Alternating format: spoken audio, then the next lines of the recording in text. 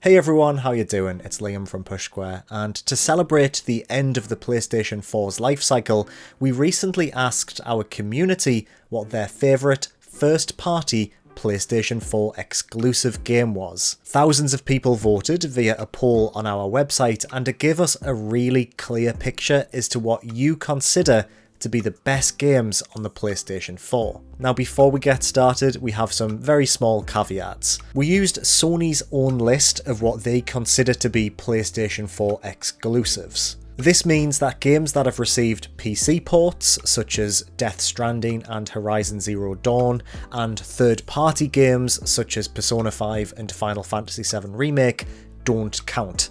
I know, Horizon not counting seems strange, but that's literally Sony's own definition of what they consider to be a PlayStation 4 console exclusive. Also, despite the list containing around 60 games, we only let our community cast one vote. Was that cruel? Potentially, but was it effective? Yeah, it really was. But before we get into it, if you could please consider liking this video and subscribing to the channel, it would really help us out.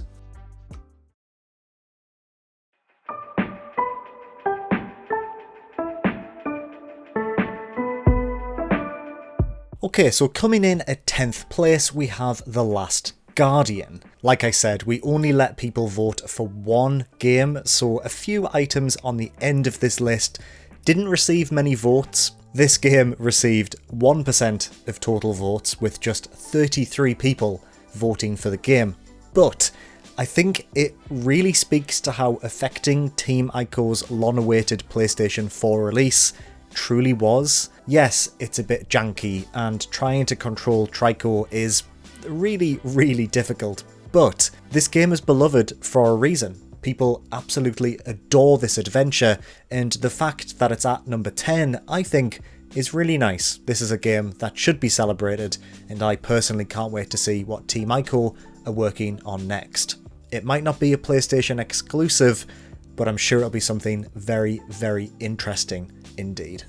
Arguably the best virtual reality game Sony have ever created, ASTRO Rescue Mission is in at number 9. It really can't be understated just how inventive this game really is. If you played Playroom on the PlayStation 5 and you thought to yourself, I really want more of this, I highly recommend you find yourself a PlayStation VR and a copy of this game, because it is effectively just more of Playroom, but in virtual reality. The game uses space in a really interesting way, and platformers, it turns out, work really well in virtual reality when it puts you in the role of an observer almost, someone who looks over a world and can peek round corners and see secrets that are just out of reach that you wouldn't normally be able to see if you were controlling Astrobot like you are in a more traditional 3D platformer. I really do hope Sony invest in a full sequel for the PlayStation 5, whether that be a PlayStation VR game or a more traditional 3D platformer. Either way, I think Astrobot is a really good mascot for the company,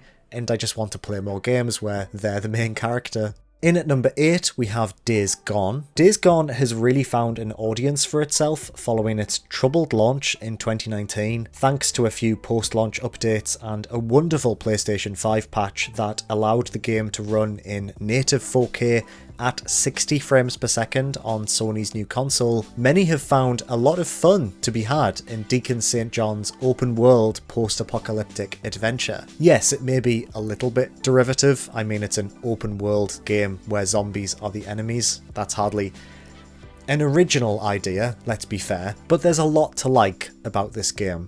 If you haven't played this yet, it's available as part of the PlayStation Plus collection on PlayStation 5, so definitely get on it. Considering this is a Sony first-party release, it does feel like a bit of a hidden gem in 2021. It really does look mint on PlayStation 5 as well, so it's definitely worth revisiting.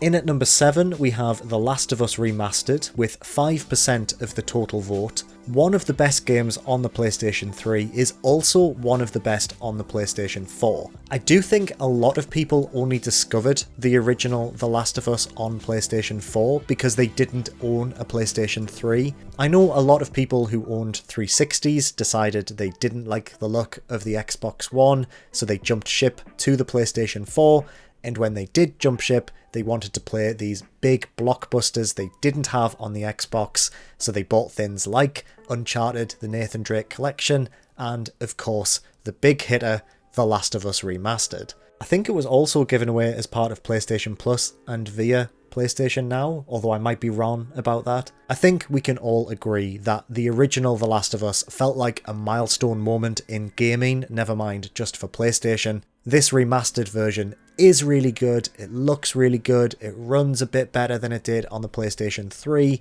It's still the definitive way of experiencing that game. It makes sense why it's as high as number 7 on this list.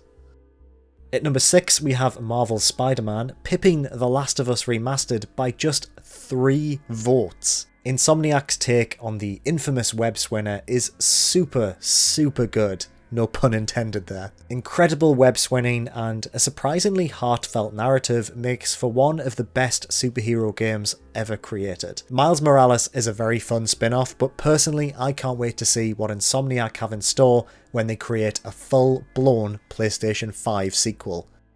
At number 5 we have Uncharted 4: A Thief's End with 7% of the vote. I replayed all of the Uncharted games last summer and I forgot how much of a leap forward the 4th entry is compared to the original trilogy in terms of visuals, gameplay and most of all narrative. It's a more mature story, its characters feel richer and more well-rounded, and it's just so well paced as well. It knows when to ease off the pedal a little when things get too intense before ramping it back up again with a full-blown set piece that takes your breath away.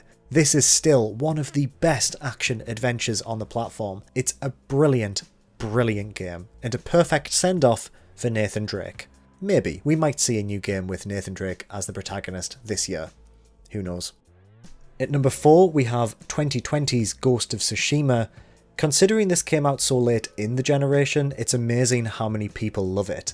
I think a lot of people wanted an Assassin's Creed set in feudal Japan, and Ghost of Tsushima is effectively just that. Its combat is incredible, it's just so cinematic and thrilling, and once it opens up a bit, it's probably one of the best combat systems going, to be honest. It looks gorgeous as well, and it's one of the few games not developed by Naughty Dog that look this good and polished and vibrant and beautiful. Considering it's a brand new IP, Ghost of Tsushima makes a very strong statement.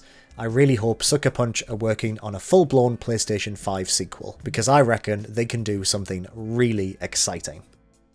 With 19% of the vote, nearly double the amount Ghost of Tsushima received, From Software's dark, gothic, classic Bloodborne is in at number 3. This is arguably the best game From Software have ever made. It's a rock-hard action RPG unlike anything else on the system. If you recently played through Demon's Souls and you're looking for something within the same genre to challenge you further, this is absolutely what you're looking for. It has an impeccable sense of place, its atmosphere is just dripping with gothic horror, and its combat is unparalleled in just how vicious yet rewarding it truly is. I really hope this game gets remastered on PlayStation 5. I don't think we'll get a full-blown Bloodborne sequel at any point, so to be able to play this game on the PlayStation 5 in 4K, running at 60 frames per second, will be enough. I think I'd be happy with that. I think about Bloodborne way more than any other game I played last generation, and I'm willing to bet that 946 people who voted for this game as their favourite probably feel the same way. Beating Bloodborne by just 7 votes, The Last of Us Part 2 is in at number 2. This really did feel like the PlayStation 4's swan song in the same way that the original was for the PlayStation 3. Ellie and Abby's adventures are as brutal as they are bleak. It's truly a harrowing game. There's very little levity to be found here, but its tale of violence and revenge is unlike anything else. Its stealth-focused combat is incredible, and an expanded feature set makes hunting down humans and infected a more intense and, to be honest, fun experience than in the original release. We named this our favourite game of 2020, and it seems a lot of you agree with that sentiment. This is a masterpiece, and there's no two ways about it. In at number 1, with 28% of the total votes, is God of War. Like most titles developed by Sony's first-party studios, God of War encapsulates what makes PlayStation games so special. It's an epic, single-player adventure that just feels super polished. For starters, it looks gorgeous. It really makes the most out of the PlayStation 4 hardware to render multiple fantasy realms based on Norse mythology. Then there's the combat, focused around a hefty axe that can be recalled like Thor's hammer. Killing enemies is crunchy and weighty. It's a world away from previous entries in a lot of ways, more considered than the raw hack and slash nature of those older games, but it still maintains the raw brutality that defines Kratos as a warrior. And speaking of Kratos, perhaps the best part of this release was its emphasis on its characters. The game sees Kratos escorting his young son Atreus across these fantasy realms, and it examines their relationship and his role as a father in a far more mature and nuanced way than in any previous entry. With a sequel on its way, hopefully releasing this year, we can't wait to see what Sony Santa Monica has in store for its first PlayStation 5 release. So there we have it, your list of what you consider to be the best first-party PlayStation 4 exclusives. Do you agree with your list? Let us know in the comments below. If you enjoyed this video, please do consider giving it a like, and make sure to subscribe to Push Square for everything PlayStation. Thank you, as always, for watching.